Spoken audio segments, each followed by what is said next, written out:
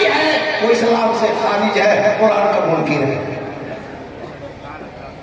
किसी की गोली से किसी की मौत होती है, गोली सबब है, आग सबब है, लाठी भाला सबब है, लेकिन मशीयत नहीं होगी तो मौत नहीं आएगी, वक्त से पहले नहीं आएगी तो क्या हर्ज है? शहादत की मौत मरने की तमन्ना ही नहीं दुआ की जाए, कोई हर्ज है? कोई नुकसान होता है? करबला वाले के नाम पर क्या हो रहा है? तारीफ की जाती है, लाठी भाला जा रहा है, नापाक मुंह से या हुसैन जा रहा है। इसका अजाब नहीं आएगा? बोलो, अजाब आएगा कि नहीं आएगा?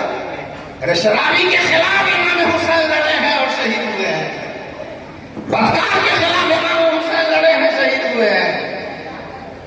क्या कलमे का मुमकिन था? क्या यजीद 19,000 हो, 17,000 हो, 22,000 हो, जो भी रिवायत हो, सबके सब कलमा पढ़ने वाले हैं। करबला में यजीदियों की नमाज भी हुआ करती थी, हम जैसे बेनमाजी लोग नहीं थे वहां। शराबी भी थे, जुआरी भी थे, बदकार भी थे। हुकूमत के खजाने को, जिसमें ज़कात का भी फंड हुआ करता था,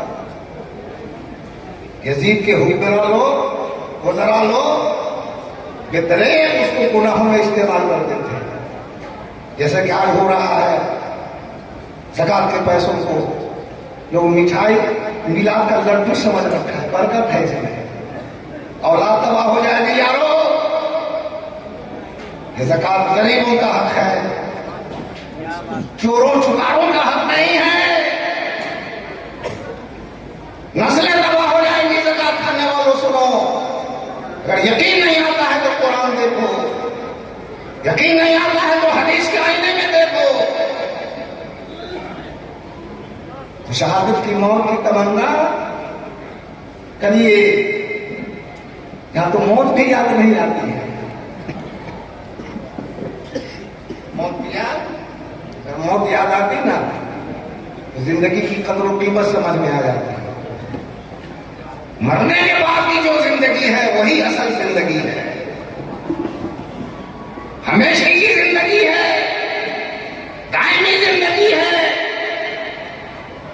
और अगर जन्नती हो गया जीने वाला, माशाअल्लाह, ऐसी जिंदगी है जिसका तसव्वुर नहीं किया जा सकता।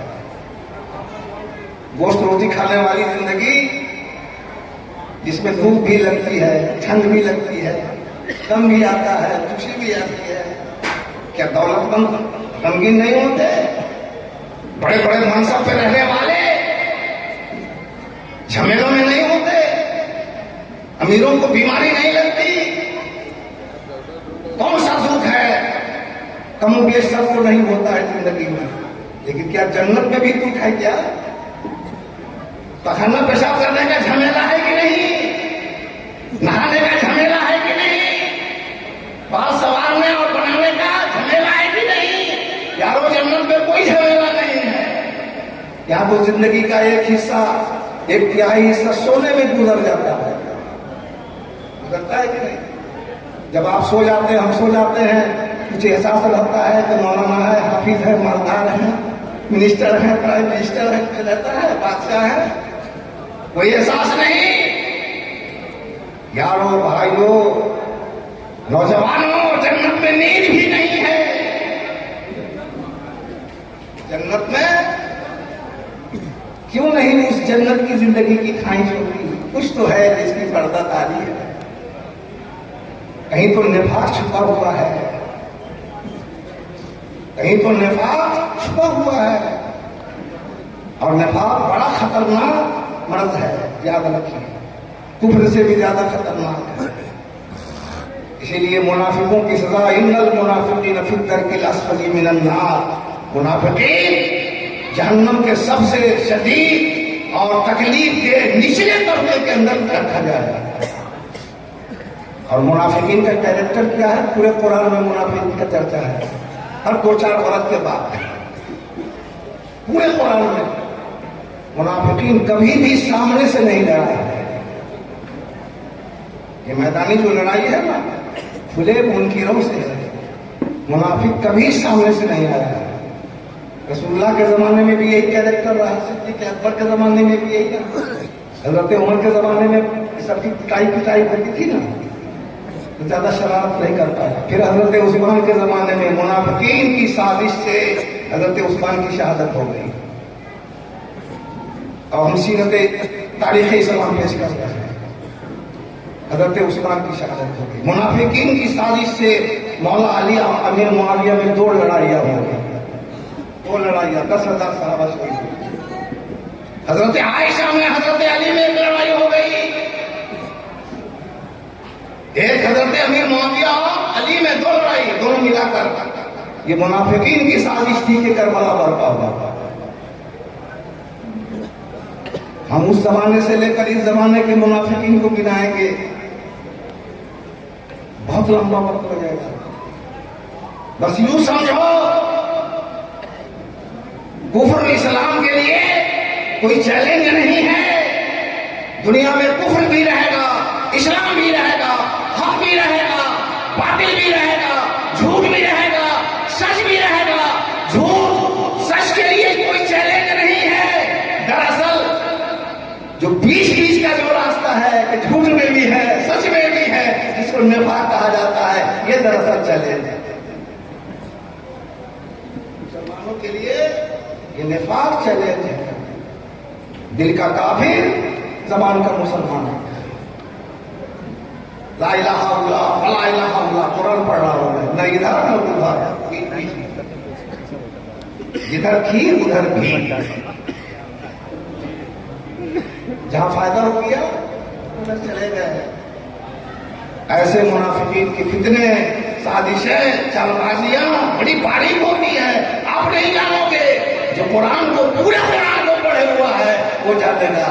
अल्हम्दुलिल्लाह मैं जानता हूं, घंटे 2 घंटे में मैं मुनाफिक को पहचान लूंगा, बात से पहचान लूंगा, कुछ करे न करे।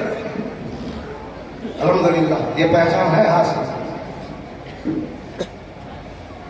अब आइए आयत करीमा सुनिए और देखिए कि हम क्या बोल रहे हैं। कुंतुम खैरा उम्मतिन, मुसलमानों तुम सबसे बेहतरीन उम्मत हो, बेहतरीन गिरोह हो, जमात हो। उखरिजत लिन्नास, जो लोगों के लिए निकाली गई है, पर्पल की। तामुरुना बिल मारूफ व तनहौना अनिल मुनकर, भलाई का हुक्म देते हो, बुराई से रोकते हो। व तुमिनुना बिल्लाह, और अल्लाह पर ईमान रखते। मतलब मुसलमान का वजीफा हयात क्या हुआ? वजीफा हयात समझे कि नहीं? भाई जिम्मेदारी, काम, भलाई का हुक्म देना, बुराई से रोकना, ये मुसलमानों का वजीफा हयात हुआ। दुनिया में भलाई को फैलाओ, बुराई को समेटो। बुराई रहेगी लेकिन हावी नहीं होने दो। हावी खाली नेकी पर बदी को भारी नहीं होने दो। बदी मिटेगी नहीं, बदी मिटेगी नहीं। सती सरकार रहा है अजल से ताई विरोध, शरारे मुस्तफी से शरारे मूल है। मुलाहाबाद मुस्तफा की लड़ाई तो अजल से है, शैतान और हजरत आदम की लड़ाई। बुराई मिटती नहीं है लेकिन दबी रहती है। भलाई को भारी करो, बुराई को दबाओ। इसलिए ऐसा करना तुम्हारी जिम्मेदारी है। तुमिनुना बिल्लाह, इसलिए कि तुम अल्लाह पर ईमान रखते हो। आज हम लोग क्या कर रहे हैं? कॉलेज में पर्दा चाहिए, हिजाब, बुर्का, और शादी ब्याह में औरतें नाच रही हैं, ये पर्दा है। चलने को है, बोलो भाई, इंसाफ से बोलो ना। हमारे बाप की जागीर है कॉलेज, वहां पर्दा चाहिए। और घर में बेहयाई, बेपर्दगी, 3 तलाक का कानून सख्त है, इस्लाम तो 3 तलाक देना क्या इस्लाम के मुआफिक है? और हलाला पर पानी पर हलाला करा के निकाह पढ़ा करके हराम औलाद पैदा करना, क्या ये इस्लाम है? बोलो। जब से ये कानून बना है 3 तलाक बंद है। बोलिए मुफ्ती साहब, कहां 3 तलाक नहीं आया है? कोई सरफीला बोल भी दिया होगा, हो सकता है, लेकिन बंद। पहले क्या था? 3 तलाक लेके आया, 500 रुपया मुफ्ती साहब को मिल गए, फतवा दे दिया कि निकाह हुआ, वहां इमाम साहब को नजराना मिला, फिर तलाक हुई, फिर निकाह हुआ, है ना? इधर गुजरने के बाद फिर माल मिल गया, कोई रोकने वाला नहीं था। इन्नल्लाह सुन लो हदीस, नारे तकबीर, माहो मिन्हु। अल्लाह ताला इस्लाम की ऐसे लोगों से मदद कराता है जो अहले इस्लाम नहीं होता। अभी देखो दुनिया में बहुत सारे लोग हैं गैर मुस्लिम हैं, लेकिन इस्लाम के फेवर में बोलते हैं कि देखो, मुसलमानों के फेवर में बोलते हैं, और मुसलमानों से ज्यादा वजनी आवाज में नसरानी बोलते हैं, कम्युनिस्ट वाले बोलते हैं, भारत के हमारे बिरादरान वतन बोलते हैं। तुम्हारी आवाज में दम कहां है यारो? दमदार आवाज उन्हीं लोगों की होती है जो इस्लाम के दायरे में नहीं है, लेकिन इस्लाम का खुतबा पढ़ते हैं। इसलिए कि इस्लाम अल्लाह का भेजा हुआ मजहब है, कुदरती मजहब है ये। इसकी असली शक्ल अगर किसी गैर मुस्लिम को नजर आ जाए तो घर से वो इस्लाम नहीं कबूल करेगा, लेकिन इस्लाम की तारीफ जरूर करेगा। इस्लाम को तो बदनाम हम लोगों ने करा दिया, झूठ बोलकर, गीबत करके, चुगली करके, इल्जाम तराशी करके, शराब पीकर, बदकारी करके, मामलात में बदहली करके। कौन भरोसा करने जाएगा? न बाप बेटे पे भरोसा कर रहा है, न बेटा बाप पे भरोसा कर रहा है, न बाप बेटे पे भरोसा। और हाथ भाज करके नारा लगा लेने से अच्छा मुसलमान नहीं बनोगे यारो, ये मक्कारी है। मैं बात करने से गुरेज नहीं करता। दिल में अगर ईमान है, इस्लाम है, ठीक है, नारा लगाओ भाई, वरना शर्माओ, हया करो। ये क्या ड्रामा कर रहे हो, दिखा रहे हो? ड्रामाबाजी बंद। खौफ की हालत में शायरी सुनो, अल्लाह की मोहब्बत में शायरी सुनो। आंख से आंसू नहीं आता, दिल नहीं रोता। जैसे फिल्मों के गाने में लोग धड़कते हैं, उस तरह से नाक पे धड़कते हो। नाक इस तरह से सुनी जाती है, साहबा इसी तरह से नाक सुनते थे। मजाक मत बनाओ। जब सहाबा ना सुनते थे तो आंखों से आंसू भी जारी हो जाए।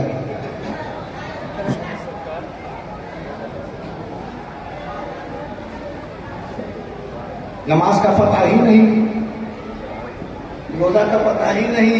बेशर्मी का आलम यह है कि अक्सर मुसलमान रोजेदार की बात नहीं, बेचारा काट रमजान में खुले आम खाते हैं। मुस्लिम इलाके के होटल खुले रहते हैं, पर्दा लगा रहता है, पान चिबाते हैं, सिगरेट पीते हैं।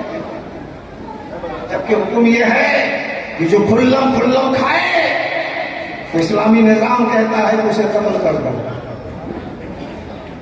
जो नमाज न पढ़े तो उसको जेल में इतने दिनों तक बंद रखा जाए और उससे नमाज पढ़वाई जाए कि वो नमाज का आदी हो जाए।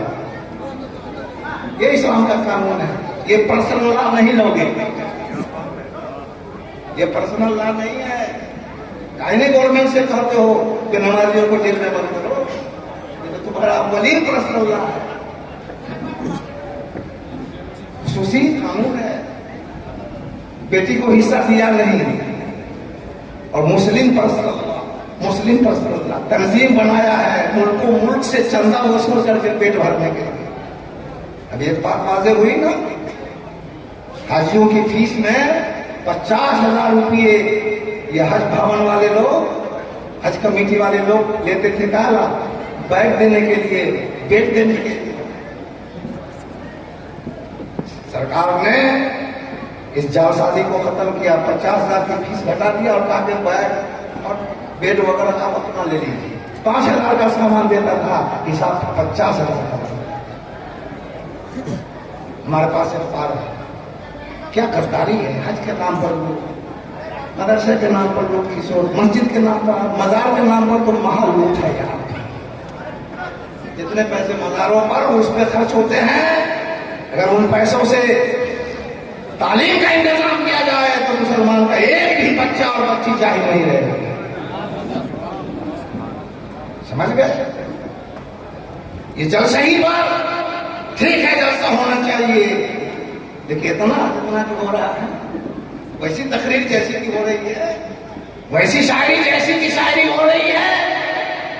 तुम खैर उम्मत, तुम खैर उम्मत हो, भलाई का हुक्म देते हो, बुराई से रोकते हो, इसलिए कि अल्लाह पर ईमान रखते हो। और ये मत समझिए कि भलाई का हुक्म देना, बुराई से रोकना मुकर्रिर ही का काम है, इमाम साहब का काम है, मौलवी साहब का काम है। सुनो कुरान, या अय्युहल्लज़ीना आमनू कू अनफुसकुम व अहलीकुम नारा, ऐ ईमान वालों, अपने आप को भी जहन्नम से बचाओ और अपनी औलाद को भी, अपने अहल को भी जहन्नम से बचाओ। मुफस्सिरीन लिखते हैं जहन्नम से बचाने का मतलब यह है कि भलाई का हुक्म दो, बुराई से बचाओ। हर एक की जिम्मेदारी है भलाई का हुक्म देना, बुराई से रोकना।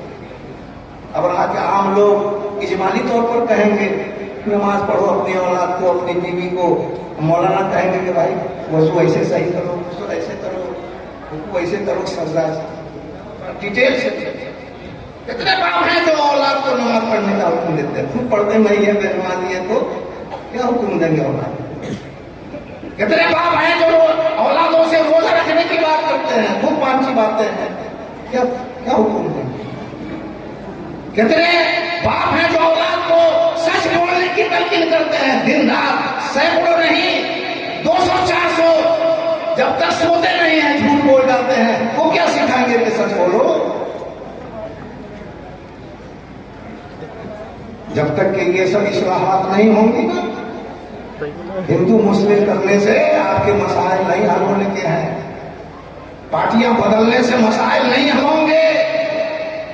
मसाइल की जड़ ये है कि अपने आप को सच्चा पक्का मुसलमान साबित करो, मर भी जाओगे तो हर कौम के लोग तुम्हारा एहतराम करेंगे। एहतराम हो रहा है कि नहीं हो रहा है हमारे बुजुर्गों का? बोलो ना भाई, ताजमहल वाले का कहां एहतराम हो रहा है? उसके तो निशानात मिटाया जा रहा है। लाल किला वाले का कहां एहतराम हो रहा है? तो मीनार वाले का कहां एहतराम हो रहा है? गरीब नवाज का क्यों एहतराम हो रहा है? मकबूल इलाही का क्यों एहतराम हो रहा है? साबिर कलियारी का क्यों एहतराम हो रहा है? ये बाजार वाले क्यों एहतराम किए जा रहे हैं? जबकि इन्होंने इस्लाम फैलाया है। कोई बाबर की औलाद इस्लाम नहीं फैलाया है, अली की औलाद ने इस्लाम को फैलाया। हम ताजमहल पर नाज नहीं कर सकते, हमें तो नाज है तो गरीब नवाज की चौखट पे नाज है, महबूब इलाही के आस्थाने पे नाज है। किसी बादशाह ने हमारे बाप दादाओं को कलमा पढ़ा के दाखिल इस्लाम नहीं किया है, फकीरों ने कलमा पढ़ा के हमारे बाप दादाओं को दाखिल इस्लाम किया है, और हम उनकी नस्ल में नस्ल बाद नस्ल कर्नल बाद कर्नल आज कलमा इस्लाम पढ़ते हुए नजर आ रहा है। सच्चाई है क्यों? यही इसी आयत पर अमल किया गया, भलाई का हुक्म दो, बुराई से दो। कुफ्र वालों को ईमान का हुक्म दो, यही भलाई है। ईमान वाले को इबादत का हुक्म दो, मामलात सही रखने का हुक्म दो, हलाल हराम में तमीज करने का हुक्म दो। भाई मेरा गरीब अमीरी नहीं फकीरी है, खुदी न बेच गरीबी में नाम पैदा कर। तो अब हो गया, लगभग होने जा रहा है। तकरीर समझ में आई? अब तकरीर का खुलासा कर दे। कुव्वते इश्क से हर पस्त को बाला कर दे, गैर में इसमें मोहम्मद से उजाला कर दे। हो नहीं फूल तो बुलबुल का तरन्नुम भी न हो, चमने गैर में कलियों का तबस्सुम भी न हो। ये नसाबी हो तो फिर मैं भी न हो, खुम भी न हो, बस में तौहीद भी दुनिया में न हो, तुम भी न हो। खेमा अफलाक का इस्तादा इसी नाम से है, नफ्से हस्ती कभी शामादा इसी नाम से है। और की मोहम्मद से वफा तूने तो हम तेरे हैं, ये जहां चीज है क्या लो तलब तेरे। खुदी को कर बुलंद इतना कि हर तकदीर से पहले खुदा बंदे से खुद पूछे बता तेरी रजा क्या। गर्मी लगती है तो बुरी है, और ठंडी हवा चल गई अल्लाह की रजा। क्या वो गर्मी अल्लाह का अज़ाब थी का? क्या ईमान है भाई? अल्लाह की तरफ से जो हालत आ जाए वही हालत ठीक है। जो हालत आ जाए, बीमारी है तो ये भी ठीक है, इलाज कराएंगे, घबराएंगे क्यों, नाशुक्री क्यों करेंगे? अल्लाह ने लगड़ा बना दिया है, ये भी ठीक है। हम नहीं जानते हमारे लिए क्या ठीक है क्या बेठीक है, अल्लाह बेहतर जानता है। भूखे हैं तो भी ठीक है, खा लिए तो भी ठीक है। मोमिन का हर हाल ठीक हुआ करता है, और जो हर हाल को ठीक नहीं मानता है वो मोमिन नहीं है। इसलिए कि वो हाल अल्लाह ही की तरफ से आता है, अल्लाह की तरफ से आता है। ठीक है, कबान आपको तकलीफ होती है, लेकिन रूह में तकलीफ नहीं जानी चाहिए, दिल में तकलीफ नहीं जानी चाहिए। कभी माँ बाप की मार से तकलीफ होती है ना, लेकिन दिल में वो तकलीफ नहीं जाती है, इसलिए कि सुधारने के लिए मारा। उस्ताद की मार से तकलीफ होती है कि नहीं? तकलीफ जिस्म में महसूस होती है, दिल में नहीं जाती है। जब तुम्हारा बाप मारे तो दिल में तकलीफ नहीं जाए, उस्ताद मारे तो दिल में तकलीफ नहीं जाए, और अल्लाह अगर कुछ सजा दे दे तो फिर दिल में तकलीफ ले लेते। शिकायत करते आते हो, हम नमाज पढ़ते हैं, चाहिए तकलीफ आ गई, हमारे बेटा क्या है कुफरी है जुमला भी औरतें बोल जाती है, हमारे बेटा को सुझाव जाता है। इसलिए जिस हाल में रहो खुश रहो। शरबत मिले तो भी सही है, जहर मिल जाए तो भी सही है, तंदुरुस्ती है तो भी सही है, बीमारी है तो भी सही है। अब बताओ अल्लाह के ऐसे बंदे को कौन हरा सकता है? किसे शिकस्त खाएगा? बोलो। मोमिन को कोई शिकस्त नहीं दे सकता, शर्त यह है कि वो मोमिन हो, दिल से मोमिन हो जाए, सिर्फ जबान से नहीं, दिमाग से भी मोमिन होने से नहीं काम चलेगा। इसीलिए मैंने कहा मेरा करीब अमीरी नहीं, अमीरी से मुराद वो मालदारी नहीं है जिसमें बुराइयां हैं, जिसमें फजूल खर्चियां हैं, जिस मालदारी से लानत हो ऐसी मालदारी पर, जिस मालदारी से बुराई फैलती है समाज में, जुल्म फैलता है, बुरी रस्में फैलती हैं, गुनाह फैलता है, लानत हो ऐसी मालदारी पर। नहीं चाहिए मुसलमानों को ऐसी मालदारी। हमें वो गरीबी पसंद है जिस गरीबी में हमारा इस्लाम नजर आए, हमारा ईमान नजर आए।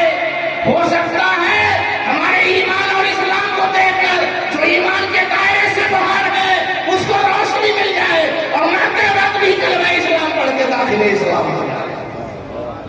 बहुत बड़ी बात हो जाएगी, नहीं हो जाएगी? बहुत बड़ी बात हो जाएगी। ऐसा है, हदीस में है, इन्नल अब्दल यामलु अमल अहलिल जन्नह व इन्नहु मिन अहलिन नार व यामलु अमल अहलिन नार व इन्नहु मिन अहलिल जन्नह व इन्नमल अमालु बिल खवातीम। बुखारी या मुस्लिम में हदीस है। आदमी पूरी जिंदगी कुफ्र का काम करता है, लेकिन मरते वक्त ईमान की रोशनी मिल जाती है, साहिब ईमान होता है। पूरी जिंदगी ईमान का काम करता है, इबादत करता है, लेकिन कोई ऐसी नहुसत रहती है जिस नहुसत की वजह से माज़अल्लाह उसकी मौत कुफ्र पे हो जाती है। मेरे सिराने में मकतूबात सदी है, उसमें लिखा है 4वीं सदी हिजरी की बात। एक बुजुर्ग ने पूछा है कफन चोर किया था तौबा करके दुरुस्त करने के लिए, 6 साल 7 साल कफन चुराया हुआ। बुजुर्ग ने पूछा कितने कफन तुमने चुराए? उसने कहा 6000। पूछा कितने लोगों के चेहरे किबले की तरफ थे? मसला मालूम है, किबला की तरफ रुख कर देते हैं ना, तो जो मोमिन रहता है उसका रुख रहता है किबला की तरफ। जो मोमिन होकर नहीं मरता है, नमाज़े जनाजा पढ़ी जाती है, मुफ्ती साहब काजी साहब पीर साहब पढ़ देते हैं, फातिहा दुरूद सब होता है, लेकिन रुख फेर दिया जाता है किबले से।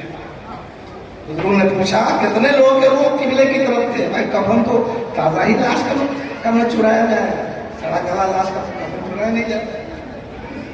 तो उस कफन चोर ने कहा 6000 कफन हमने चुराए हैं, मुर्दों को हमने देखा है, जिसमें 4000 लोग वो थे जिनके सर किबले की तरफ थे, 2000 के हटे हुए थे, मतलब 2000 तो पर मरे थे। ये 4वीं सदी हिजरी की बात है और हम चल रहे हैं 5वीं सदी हिजरी में। जब उस जमाने का ये हाल था तो इस जमाने का हाल क्या हो।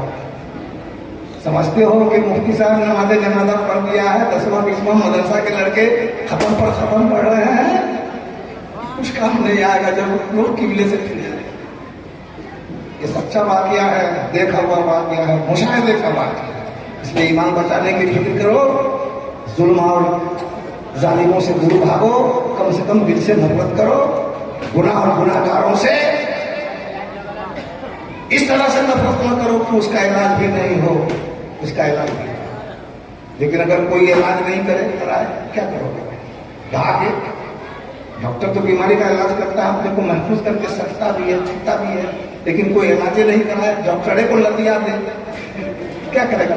छोड़ देगा। जाओ, कोशिश करो बुरों को अच्छा बनाने की। अब कोई नहीं बनता है तो उसके हाल पे छोड़ो, लेकिन उसके शर से, उसके फितने से अपने आप को बचाओ। ईमान के साथ मरने के लिए भलाई को भलाई समझना होगा, हक को हक समझना होगा, सच को सच समझना होगा, झूठ को झूठ समझना होगा। कोई रिश्तेदारी नहीं, कोई बिरादरी नहीं, बाप है तो क्या हुआ, अगर बातिल पर है तो कहना होगा कि ये बातिल है, ये नहीं कि उस बातिल को हक बना दो, झूठ को सच बना दो, सच को झूठ बना दो। ये ईमान की मुनाफी बात है। अल्लाह तबारक व तआला तो ये जो कहा गया ना, यहाँ की खाक से इंसान बनाए जाते हैं। ये मदरसा है तेरा मैं कटा नहीं साथी, यहाँ की खाक से इंसान बनाए जाते हैं, कुरान और हदीस पढ़ाया जाता है। यही झूठ रहेगा, यही बुराई रहेगी। लेकिन एक बात खूब याद रखिए, बुराई को साबित करने के लिए शहादत की भी जरूरत है, शहादत की भी जरूरत पड़ती है। कुरान है, अगर सिर्फ दावे से फैसला हो जाए तो हर कोई किसी पर कुछ दावा कर है कि नहीं, है कि नहीं? शहादत पेश करनी होगी, हक है, ये कुरान है, अभी हम वही पढ़ रहे थे, समझ गए?